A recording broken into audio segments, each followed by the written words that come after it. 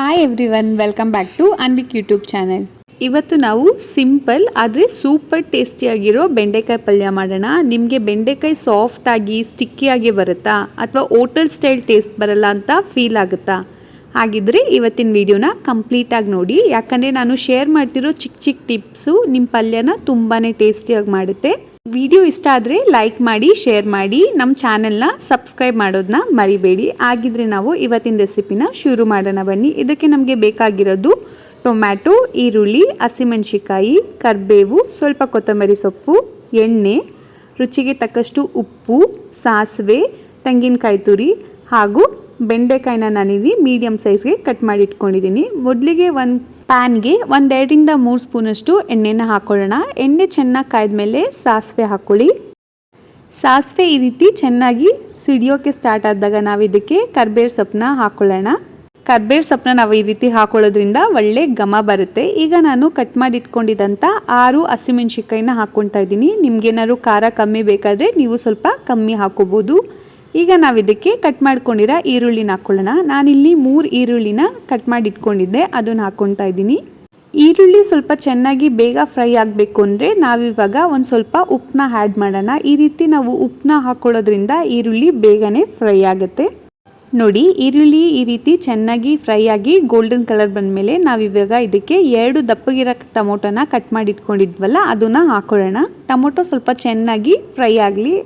Tomato ಏನು ಈ ಹಂತದಲ್ಲಿ ನಮಗೆ ಪೂರ್ತಿಯಾಗಿ ಬೇಯೋದು ಬೇಡ, ಯಾಕಂದರೆ ನಾವು ಬೆಂಡೆಕಾಯಿ ಹಾಕಿದ ನಂತರ ಕೂಡ ಟೊಮೊಟೊ ಅದಲ್ಲಿ ಬೇಯುತ್ತೆ. ಈಗ ನಾವು ಇದಕ್ಕೆ ಕಟ್ ಮಾಡಿ ಇಟ್ಕೊಂಡಂಥ ಬೆಂಡೆಕಾಯಿನ ಹಾಕ್ಕೊಳ್ಳೋಣ. ಬೆಂಡೆಕಾಯಿನ ಹಾಕ್ಕೊಂಡ್ಮೇಲೆ ನಾವು ಇದನ್ನು ಚೆನ್ನಾಗಿ ಮಿಕ್ಸ್ ಮಾಡ್ಕೊಳ್ಳೋಣ. ಯಾಕಂದರೆ ಇದರಲ್ಲಿರೋ ಲೋಳೆ ರಸ ಎಲ್ಲ ಹೋಗೋವರೆಗೂ ನಾವು ಇದನ್ನು ಕ್ಲೀನಾಗಿ ಮಿಕ್ಸ್ ಮಾಡ್ಕೊಂಡ್ಬಿಟ್ಟು ಫ್ರೈ ಮಾಡ್ಕೋಬೇಕಾಗುತ್ತೆ. ಇಲ್ಲ ಅಂದರೆ ನಮಗೆ ತಿನ್ಬೇಕಾದ್ರೆ ಅದು ತುಂಬ ಸ್ಟಿಕ್ಕಿ ಆಗಿರುತ್ತೆ, ಹಾಗೆ ರುಚಿ ಕೂಡ ಚೆನ್ನಾಗಿ ಬರಲ್ಲ. ಹಾಗಾಗಿ ನಾವು ಆ ಲೋಳೆ ರಸ ಎಲ್ಲ ಹೋಗೋವರೆಗೂ ಬೆಂಡೆಕಾಯಿನ ನಾವು ಕಂಪ್ಲೀಟಾಗಿ ಫ್ರೈ ಮಾಡ್ಕೋಬೇಕಾಗತ್ತೆ. ಇನ್ನೊಂದು ಟಿಪ್ ಏನಂದರೆ, ನಾವು ಲೇಡೀಸ್ ಫಿಂಗರ್ನ ವಾಶ್ ಮಾಡಿ ಕಂಪ್ಲೀಟಾಗಿ ಡ್ರೈ ಮಾಡಬೇಕು. ವೆಟ್ ಇದ್ದರೆ ಅದು ತುಂಬಾ ಸ್ಟಿಕ್ಕಿ ಆಗಿರುತ್ತೆ. ಹಾಗಾಗಿ ನಾವು ವಾಶ್ ಮಾಡಿದ್ಮೇಲೆ ಒಂದು ಟವಲ್ ಮೇಲೆ ಸ್ಪ್ರೆಡ್ ಮಾಡಿ ಕಂಪ್ಲೀಟಾಗಿ ಡ್ರೈ ಆಗಿರೋದನ್ನ ಯೂಸ್ ಮಾಡಬೇಕು. ನಾವು ಕಟ್ ಮಾಡೋ ನೈಫ್ ಕೂಡ ಡ್ರೈ ಆಗಿರಬೇಕು, ಯಾಕಂದರೆ ನಮಗೆ ಬೆಂಡೆಕಾಯಿ ಒಂದು ಸ್ವಲ್ಪನೂ ತ್ಯಾವಾಂಶ ಇರಬಾರ್ದು ಅದರಲ್ಲಿ. ಹಾಗಾಗಿ ನಾವು ಕಂಪ್ಲೀಟಾಗಿ ಡ್ರೈ ಮಾಡಿಕೊಂಡೇ ನಾವು ಬೆಂಡೆಕಾಯಿನ ಯೂಸ್ ಮಾಡಬೇಕಾಗತ್ತೆ. ಇವೆಲ್ಲ ಫಾಲೋ ಮಾಡಿದ್ರೆ ಪಲ್ಯ ತುಂಬ ಪರ್ಫೆಕ್ಟಾಗಿ ಬರುತ್ತೆ. ಸ್ಟಿಕ್ಕಿ ಟೆಕ್ಸ್ಚರ್ ಆಲ್ಮೋಸ್ಟ್ ಹೋಗಿದೆ, ಅಂದರೆ ಲೋಳೆದೆಲ್ಲ ಏನಿತ್ತಲ್ಲ ಅದೆಲ್ಲ ಕಂಪ್ಲೀಟಾಗಿ ಹೋಗಿದೆ, ನೀವೇ ನೋಡ್ತಾ ಇರ್ಬೋದು. ಈಗ ಇದಕ್ಕೆ ನಾವು ಪೌಡರ್ನ ಆ್ಯಡ್ ಮಾಡೋಣ. ನಾನಿಲ್ಲಿ 4 ಸ್ಪೂನಷ್ಟು ಧನಿಯಾ ಪುಡಿನ ಹಾಕ್ಕೊತಾ ಇದ್ದೀನಿ ಹಾಗೂ 2 ಸ್ಪೂನಷ್ಟು ಚಿಲ್ಲಿ ಪೌಡರ್ನ ಸಹ ನಾನಿಲ್ಲಿ ಹಾಕ್ಕೊತಾ ಇದ್ದೀವಿ.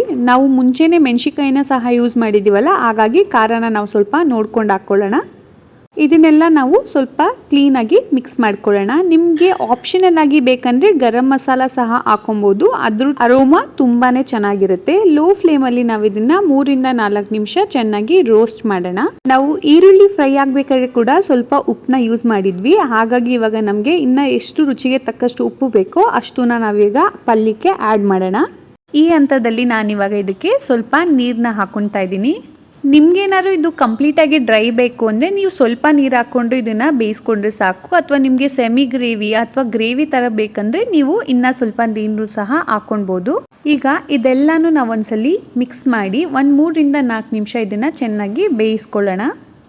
ಡಾರ್ಕ್ ಗ್ರೀನ್ ಆಗಿರೋ ಲೇಡೀಸ್ ಫಿಂಗರ್ ಫ್ರೆಶ್ ಆಗಿರೋದನ್ನ ಸೆಲೆಕ್ಟ್ ಮಾಡಿಕೊಂಡ್ರೆ ಟೇಸ್ಟು ತುಂಬಾ ಚೆನ್ನಾಗಾಗುತ್ತೆ. ಆವಾಗ ಈ ಪಲ್ಯ ಅನ್ನ ತಿಳಿಸಾರು ಜೊತೆ ಸೂಪರ್ ಕಾಂಬಿನೇಷನ್ ಅಂತಲೇ ಹೇಳ್ಬೋದು. ಚಪಾತಿ, ರೊಟ್ಟಿ, rice, rasam, sambar, curd rice ಏನರ ಜೊತೆ ಆದರೂ ತುಂಬ ಟೇಸ್ಟಿಯಾಗಿರುತ್ತೆ ಇದು ತಿನ್ನೋಕ್ಕೆ. ಇದನ್ನು ನಾವು ಓವರ್ ಕುಕ್ ಮಾಡೋದೇನು ಬೇಡ, ಸ್ಲೈಡ್ ಕ್ರಿಸ್ಪಿ ಟೆಕ್ಸ್ಚರ್ ಇದ್ದರೆ ತಿನ್ನೋಕ್ಕೆ ತುಂಬಾ ಚೆನ್ನಾಗಿರುತ್ತೆ. ನೋಡಿ, ಇವಾಗ ಇದು ಚೆನ್ನಾಗಿ ಫ್ರೈ ಆಗಿದೆ. ಈಗ ನಾವು ಕೊನೆಯದಾಗಿ ಇದಕ್ಕೆ ಒಂದು ಸ್ವಲ್ಪ ತೆಂಗಿನಕಾಯಿ ತುರಿ ಹಾಗೂ ಕಟ್ ಮಾಡ್ಕೊಂಡಿರೋ ಕೊತ್ತಂಬರಿ ಸೊಪ್ಪನ್ನ ಮೇಲೆ ಹಾಕ್ಕೊಂಡು ಚೆನ್ನಾಗಿ ಒಂದ್ಸಲಿ ಫ್ರೈ ಮಾಡಿಕೊಂಡ್ರೆ ಬೆಂಡೆಕಾಯಿ ಪಲ್ಯ ಸವಿಯಲು ಸಿದ್ಧವಾಗಿದೆ. ನೋಡಿದ್ರಲ್ಲ, ತುಂಬಾ ಸಿಂಪಲ್ ಆಗಿರೋ ಇಂಗ್ರೀಡಿಯೆಂಟ್ಸ್ನ ಬಳಸ್ಕೊಂಡು ಟೇಸ್ಟಿಯಾದ ಬೆಂಡೆಕಾಯಿ ಪಲ್ಯ ಹೇಗೆ ಮಾಡೋದು ಅಂತ. ನೀವು ಕೂಡ ನಿಮ್ಮ ಮನೆಯಲ್ಲಿ ಈ ರೆಸಿಪಿನ ಒಂದ್ಸಲಿ ಟ್ರೈ ಮಾಡಿ ಹಾಗೂ ನಿಮ್ಮ ಎಕ್ಸ್ಪೀರಿಯನ್ಸ್ ಹೇಗಿತ್ತು ಅಂತ ನನ್ನ ಕಮೆಂಟಲ್ಲಿ ತಿಳಿಸಿ. ಇಂಥ easy recipes, cooking tips, shopping videos ಹಾಗೂ ಫ್ಯಾಮಿಲಿ ವ್ಲಾಗ್ಸ್, ಟ್ರಾವೆಲ್ ವ್ಲಾಗ್ಸ್ ಇದೆಲ್ಲ ನೋಡಬೇಕಂದ್ರೆ ನಮ್ಮ ಅನ್ವಿಕ್ ಯೂಟ್ಯೂಬ್ ಚಾನಲ್ಗೆ ಸಬ್ಸ್ಕ್ರೈಬ್ ಮಾಡಿ ಹಾಗೂ ಪಕ್ಕದಲ್ಲಿರೋ ಬೆಲ್ ಐಕಾನ್ನ ಪ್ರೆಸ್ ಮಾಡಿ. ನೆಕ್ಸ್ಟ್ ವಿಡಿಯೋಲಿ ಮತ್ತೆ ಸಿಗೋಣ. ಅಂಟಿಲ್ ದೆನ್ ಟೇಕ್ ಕೇರ್, ಬಾಯ್.